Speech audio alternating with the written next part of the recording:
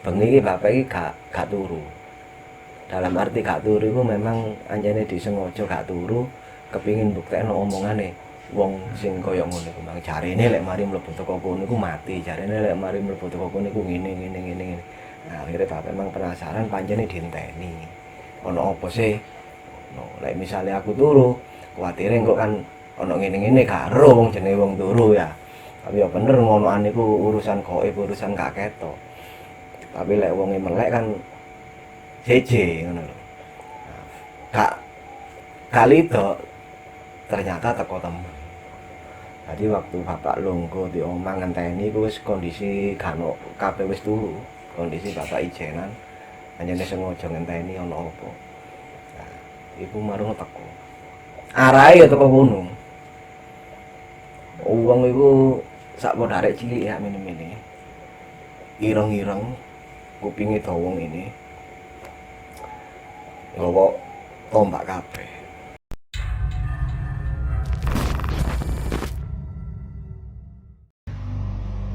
Assalamualaikum warahmatullahi wabarakatuh. Selamat malam sobat pemburu kisah. Malam hari ini kita akan menghadirkan sebuah kisah dari Pak Lek Demo. Ya, seperti yang kita saksikan di awal tadi ya Pak Cek ya. Betul. Dan Pak Lek Demo ini berkisah mengenai salah satu kejadian yang dialami oleh ayahnya di sebuah pekarangan yang cukup angker pada saat itu. Ya, betul sekali.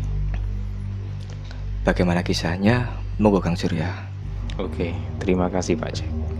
Jadi kisah ini menurut Pak Lek Demo ini dialami oleh bapaknya, kalau tidak salah berkisar sekitar tahun 70-an lah.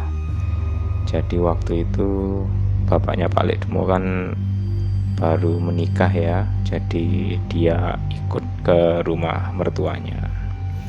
Ya maklum lah, mungkin di sana sebagai keluarga yang baru, jadi pendatang di desa yang baru, memang ada banyak hal yang mungkin belum diketahui. Di desa itu memang ada sesuatu yang luar biasa. Salah satu tetangga rumah di sana itu punya pekarangan. Ya wajar ya, orang-orang desa kan rata-rata di sekeliling rumahnya kan banyak pekarangannya ya. Jadi ada yang mungkin ditanami pisang, ditanami nangka, pohon mangga. Ya hampir setiap rumah itu memang punya pekarangan, walaupun ya nggak semuanya pekarangan yang besar. Ada juga yang hanya sekedar halaman depan rumah, halaman samping rumah. Tapi salah satu tetangga ini punya pekarangan yang cukup besar, walaupun juga diberi pagar bambu, pagar kayu, tapi ya memungkinkan orang masih bisa masuk. Namun menurut ceritanya, pekarangan ini ya menyimpan sesuatu yang luar biasa. Sudah beberapa kali kejadian ya, ada orang yang datang ke sana, masuk ke areal pekarangan, baik itu minta izin kepada pemilik rumahnya ataupun ya tidak minta izin. Ya biasanya sekedar mencari kayu bakar atau mencari daun pisang, meminta daun pisang, itu biasanya sudah minta izin. Tapi kalau sudah menginjakkan kaki ke pekarangan itu, sudah masuk ke dalam pekarangan itu, bisa dipastikan orang tersebut akan meninggal. Jadi ya misalkan biasanya kan siang hari ya mencari kayu atau minta daun pisang gitu. Siang hari masuk ke pekarangan walaupun sudah minta izin, itu nggak lama kemudian malam harinya meninggal. Dan itu nggak pandang bulu. Meninggalnya itu pun juga tidak wajar. Jadi mereka yang meninggal itu ya dari beberapa lubang di tubuhnya itu, terutama di hidung, mulut dan telinganya itu mengeluarkan rumput. Benar-benar sangat tidak wajar. Dan semuanya sama. Mereka yang meninggal setelah masuk dari pekarangan itu sama. Dari lubang-lubang di tubuhnya itu mengeluarkan rumput. Nah, sampai akhirnya semua orang di sana kan ya sedikit demi sedikit kan mulai takut. Pasti di pekarangan itu memang ada yang gak beres. Ya entah itu mungkin disengaja atau mungkin nggak disengaja, entah apa maksudnya ya, mungkin dibuat seperti semacam untuk tumbal atau apa, yaitu desas-desus yang ada di pikiran warga saat itu. Cuman kalau misalkan melaporkan secara hukum kan memang susah dibuktikan ya, karena hal-hal gaib seperti itu tidak semua bisa diproses secara hukum, apalagi pada waktu itu. Ya akhirnya desas-desus yang berkembang pun semua orang desa di situ itu tahu bahwa pekarangan itu memang sering meminta korban. Nah, pada suatu hari bapaknya Pak Lek Demo ini kan memang aktivitasnya ya mungkin di desa yang baru itu ya dia seringlah membantu kegiatan di rumah, terutama mungkin ya mencari kayu bakar atau apa kalau siang. Ya sebenarnya sih kalau di desa itu kalau mencari kayu memang kebutuhan kayu itu seperti kebutuhan yang umum ya, kebutuhan yang pasti pada zaman itu tahun 70-an itu, karena di daerah desa saat itu ya segala sesuatu yang berhubungan dengan dapur ya mesti butuh kayu bakar. Segala sesuatu yang berhubungan dapur ya nggak jauh beda dengan daun pisang juga, mungkin juga butuh ya pada waktu itu ya. Akhirnya setelah hari-hari awal meminta ke tetangga sana, meminta ke tetangga sini ya, hampir semua tetangga dekat itu sudah sering lah disamperin, minta izin, minta kayu bakar, terus mencari kayu lah, atau terus juga kadang-kadang minta daun pisang atau apa saja. Jadi ya hampir semua tetangga itu semua sudah disamperin sama bapaknya Pak Lek Demo ini setiap siang menjelang sore itu. Ya tinggal salah satu rumah yang memiliki pekarangan misterius tadi. Ya sebenarnya waktu itu bapaknya Pak Lek Demo ini nggak ada pikiran apa-apa ya, sebagai orang baru di sana ya mesti bayangannya ya mungkin ini salah satu yang wajar lah kalau tetangga dalam satu desa itu saling mampir, kadang-kadang ya minta ngambil barang-barang yang ada di pekarangan, meminta izin itu suatu yang wajar. Cuman memang tidak pernah tahu terbersit apapun kenapa pemilik rumah itu atau pemilik pekarangan itu ya mungkin memasang hal itu tadi, tidak ada pemikiran apapun. Atau mungkin waktu itu di sana itu mungkin masih musim ya, kayak mungkin pencuri atau apa, terus anak-anak muda yang iseng itu ngambil buah pisang yang mau panen, buah nangka yang mau dipanen, ya itu kita tidak tahu. Atau mungkin pemiliknya itu punya tujuan lain juga kita nggak pernah tahu. Termasuk bapaknya Pak Lek Demo juga nggak pernah tahu. Jadi karena sudah beberapa hari ini sudah meminta ke pekarangan tetangga lainnya, akhirnya ya tinggal satu itu yang memang belum ya dalam tanda kutip diampiri gitu loh. Akhirnya karena ketidaktahuan akan desas-desus pekarangan itu ya bapaknya Pak Lek Demo ini santai, dia tidak berpikiran apapun juga. Akhirnya dia pun perlahan mendekati ke tempat pekarangan itu, dan kebetulan pemilik rumah atau pemilik tanah pekarangan itu lagi ada di dalam pekarangan gitu. Dari kejauhan itu di antara semak-semak dan juga tanaman itu kelihatan, oh itu ada pemiliknya.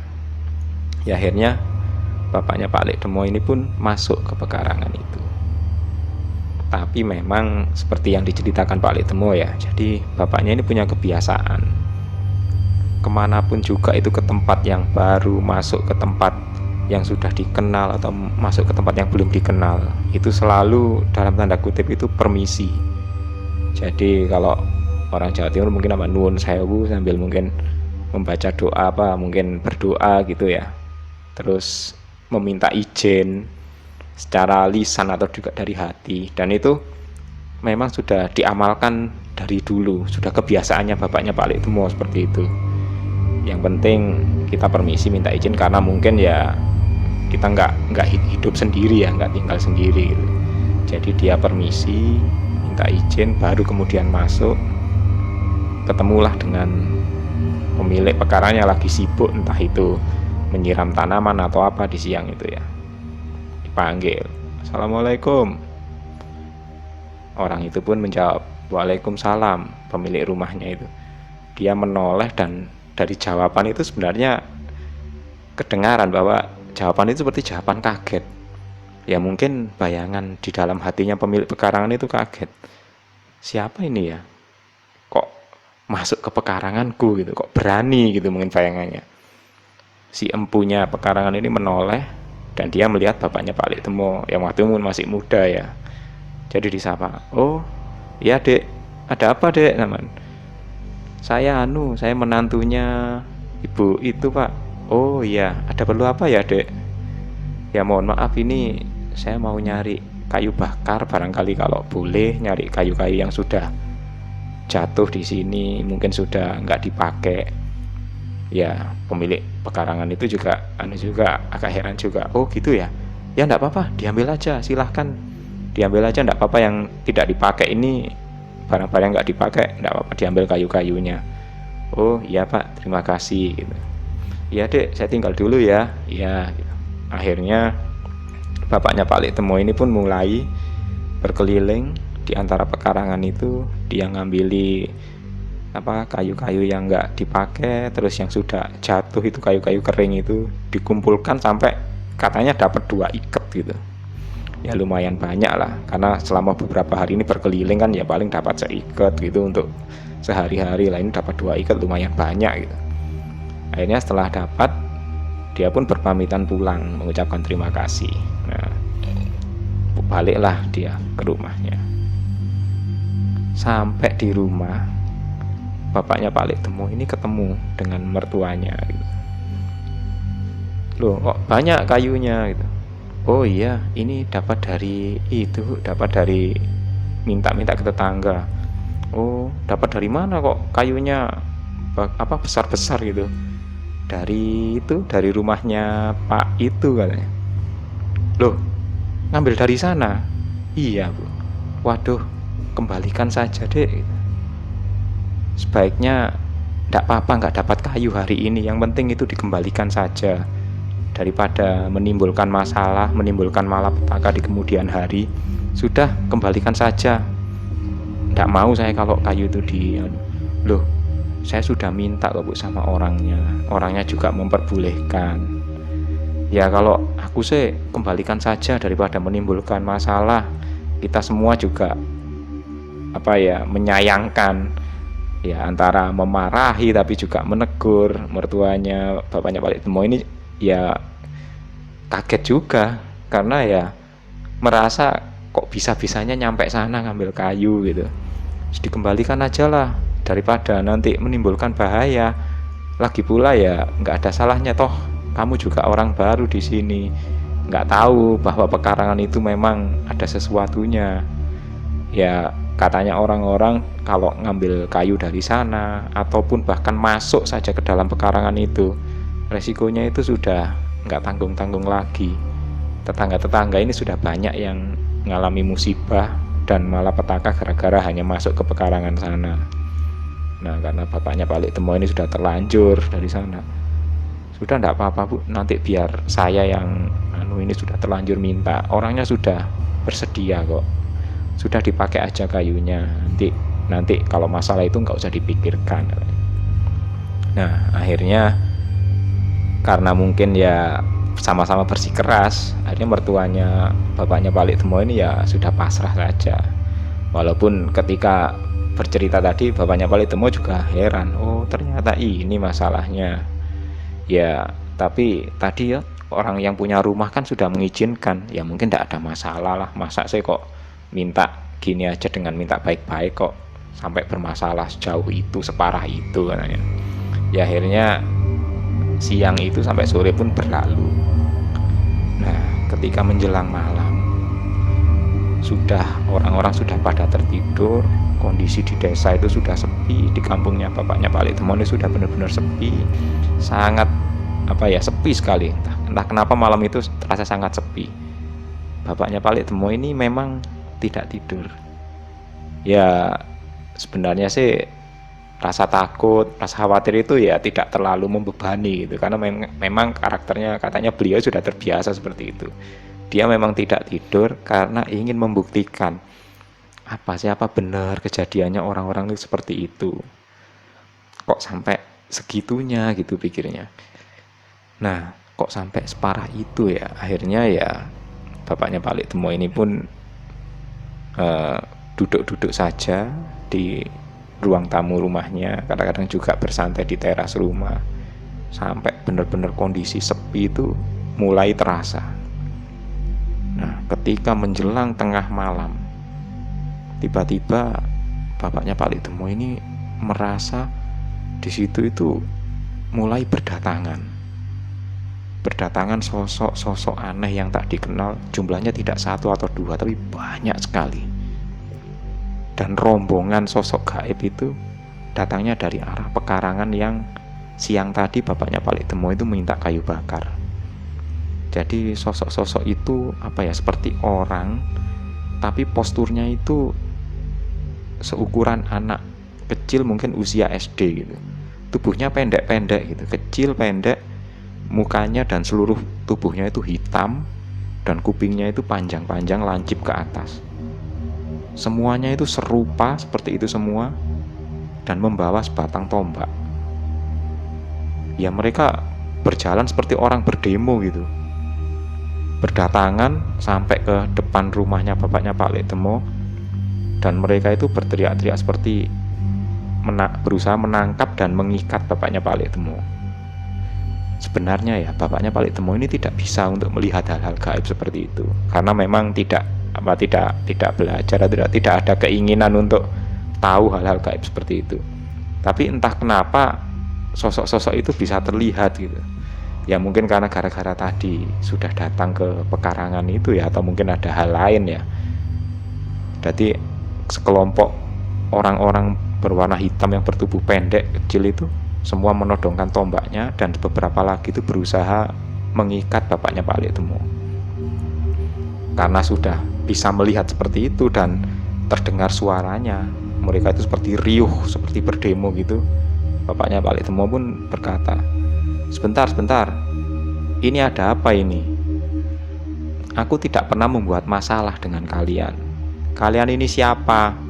Dan aku juga tidak tahu kok kalian datang ke sini menangkap aku sambil seperti ini, bawa tali segala. Ya akhirnya orang-orang itu berkata seperti riuh rendah gitu, semuanya berteriak barengan. Sudah, gini saja, hadapkan aku kepada pemimpinmu, atau bawa aku kepada rajamu. Kalau memang aku salah, jelaskan permasalahannya di sana, jangan seperti ini.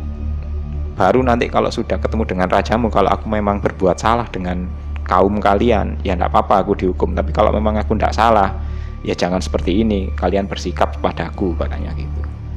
Akhirnya beberapa orang-orang yang bertubuh pendek itu saling berpandangan, dan mereka pun seperti sepakat, kompak, mengajak bapaknya Pak Lik Temo itu berjalan beriring, jadi seperti arak-arakan tawanan gitu.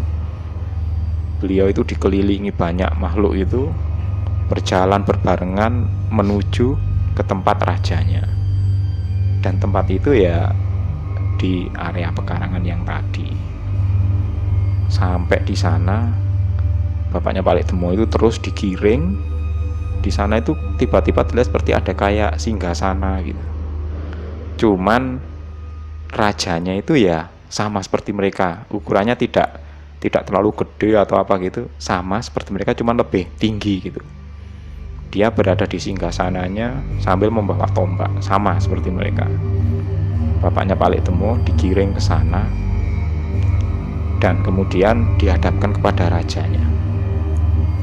Dihadapkan kepada rajanya itu jaraknya nggak terlalu jauh, paling hanya 1 sampai 1,5 meter ya.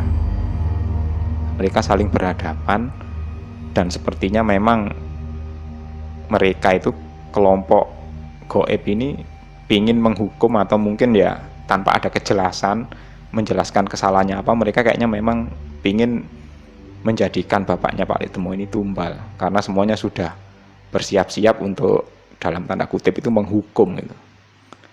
Ya karena sudah jaraknya sudah dekat dengan rajanya, entah apa yang ada di pikiran bapaknya Pak Lik Temo itu, dengan jarak sedekat itu tiba-tiba dia itu bergerak menyambar tombaknya si raja itu, dan bergantian menusukkan ke tubuhnya rajanya itu. Blas, langsung rajanya itu yang ada di singgasananya itu jatuh dan kemudian seperti mati gitu. Setelah itu bapaknya Palik Demo mengambil tombaknya kembali yang ditusukkan ke tubuhnya rajanya tadi, dan dia langsung menghadap berkeliling. Ayo siapa lagi, sambil mengangkat tombaknya ke arah anak buahnya yang banyak itu tadi. Begitu melihat rajanya sudah mati dan bapaknya Palik Demo membawa tombaknya milik raja itu, sepertinya sekelompok orang-orang gaib ini menyadari bahwa orang ini kok bisa membunuh rajanya, kok nggak seperti biasanya, mungkin bayangannya gitu. Langsung mereka semua itu ketakutan, saling berpandangan, dan tiba-tiba mereka itu bersujud. Entah bersujud minta maaf, entah bagaimana. Cuman seperti ada perkataan bahwa bapaknya Palik Demo ini pingin diminta untuk menggantikan raja mereka.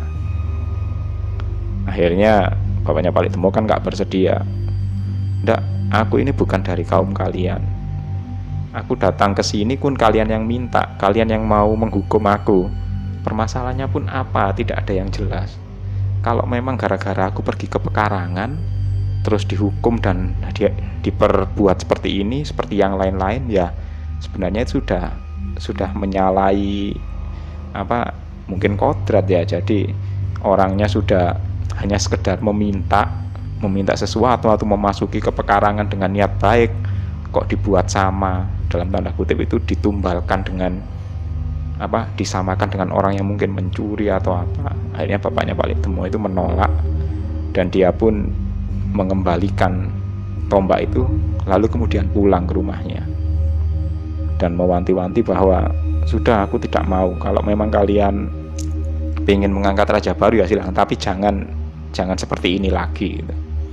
Akhirnya bapaknya Palik Demo pulang, dan sampai di rumah ya itu istirahat, tidur dengan santai, dengan tenang, seolah-olah ya peristiwa itu sambil lalu gitu aja. Sampai keesokan harinya, ketika hendak beraktivitas biasa ya, aktivitas orang-orang kan pergi ke pasar, baru setelah itu agak siang gitu mungkin ya persiapan untuk memasak, mencari kayu bakar atau mungkin bahan-bahan lain. Nah itu tiba-tiba pagi-pagi itu pemilik rumah yang ada pekarangannya, yang tadi disamperin dan terkenal sebagai pekarangan yang keramat itu, tiba-tiba nyamperin rumahnya Palik Demo dan mertuanya. Dan entah nggak ada hujan, nggak ada, sebenarnya bapaknya Palik Demo juga nggak ada pemikiran untuk komunikasi lagi dengan si pemilik pekarangan ya. Tapi entah kenapa pemiliknya itu tiba-tiba nyamperin duluan, dan dari perkataannya juga tiba-tiba meminta maaf. Dek, saya minta maaf ya kalau ada salah-salah selama ini, kalau saya ada keliru, kalau saya ada kealpaan gitu. Ya padahal kan baru kenal kemarin itu, kok tahu-tahu minta maaf gitu. Oh iya Pak, ada apa Pak? Kok ada sesuatu? Mungkin enggak ada apa-apa. Jadi masih berusaha menutup-nutupi gitu. Tapi dari usaha untuk menutup-nutupi itu sudah didahului dengan permintaan maaf tadi. Maaf ya kalau saya ada salah, kalau ada keliru, tolong dimaafkan. Oh iya Pak, jadi bapaknya Palik Demo itu merasa mungkin ini yang berkaitan dengan semalam. Jadi semalam itu mungkin sudah diketahui oleh pemilik rumah. Ya Pak, saya juga minta maaf kalau ada salah-salah, katanya bapaknya Palik Demo. Akhirnya orang itu pun pulang, dan hari itu dan hari-hari berikutnya kabar itu pun seantero desa itu mulai terdengar kalau bapaknya Palik Demo itu habis dari pekarangan itu, tapi kemudian pulang dan sampai hari ini baik-baik saja. Maka pada saat itu sudah mulailah rame di sana. Kok bisa sampean kok enggak apa-apa gitu. Ya memang enggak ada apa-apa. Jadi bapaknya Palik Demo memang enggak mau cerita. Ibaratnya ya biarlah itu yang berlalu, biarlah berlalu, mungkin itu sudah urusannya dengan pemilik pekarangan. Toh sekarang dia sudah membuktikan bahwa semuanya baik-baik saja. Beneran enggak apa-apa, katanya orang-orang. Ya enggak apa-apa, wong aku kemarin kesana juga enggak apa-apa kok. Lah ini masih bisa ngobrol gitu. Akhirnya mulailah hari itu satu demi satu itu warga sana itu ya datang ke pekarangan itu. Ya bukan untuk mencari kayu atau apa, cuma sekedar membuktikan bahwa habis dari situ baik-baik saja gitu.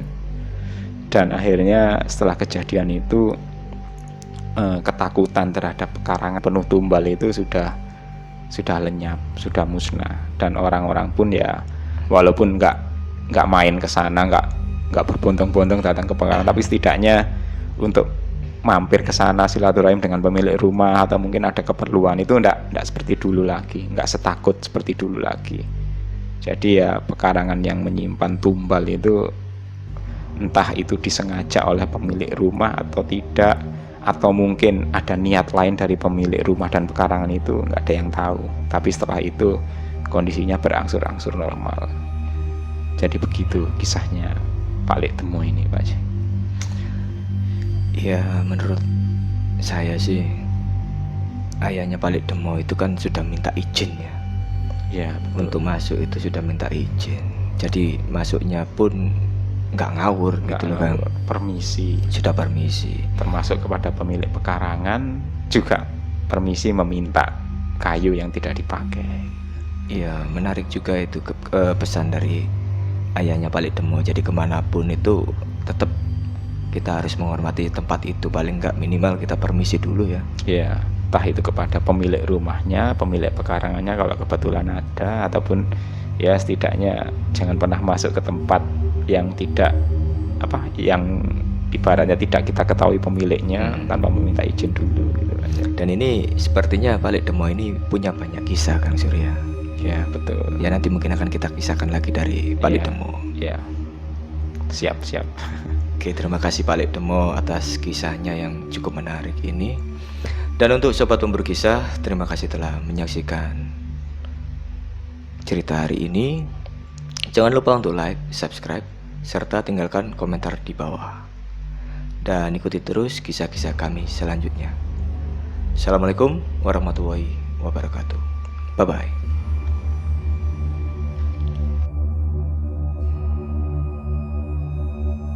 Cuma untungnya kebiasaannya bapak mulai ndek kene durung rapi sampai saiki bahkan iku setiap kali mlebu kanggen sing gak kenal, kanggen anyar mbok iku mang nang karangan, mbok mang nang kali, mbok pasti ada sesuatu sing di istilahnya cara ngono permisi.